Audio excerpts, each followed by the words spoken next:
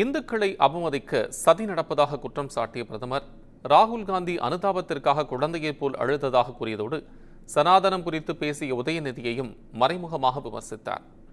18வது மக்களவையின் முதல் கூட்டத்தொடர் நடைபெற்று வரும் நிலையில் குடியரசுத் தலைவர் உரை மீதான நன்றி தெரிவிக்கும் தீர்மானத்தில் பிரதமர் பதிலளித்தார்.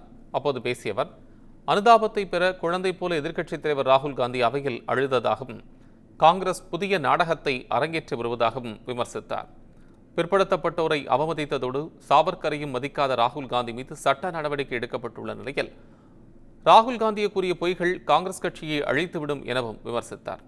அக்னிவீர், ரஃபால் என அடுக்கடுக்கான பொய்களை அடுக்கிய ராகுல் காந்தியை சாதாரணமாக எடுத்துக்கொள்ளக்கூடாது எனவும் அவர் மீது கடும் நடவடிக்கை எடுக்க வேண்டும் எனவும் சபாநாயகருக்கு வலியுறுத்தினார்.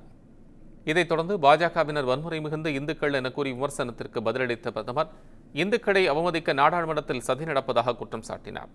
இந்துக்கள் அனைவரும் வன்முறையாளர்கள் அல்ல எனவும் இந்துக்கள் குறித்து ராகுல் காந்தி பேசியதை மன்னிக்க முடியாது எனவும் பிரதமர் கூறினார்.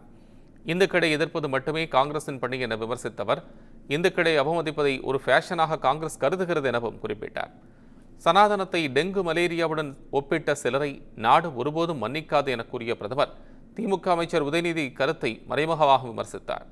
அவர் பேசி முடிக்கும் வரை எதிர்க்கட்சி எம்பிக்கள் தொடர்ந்து முழக்கங்களை எழுப்பினர்.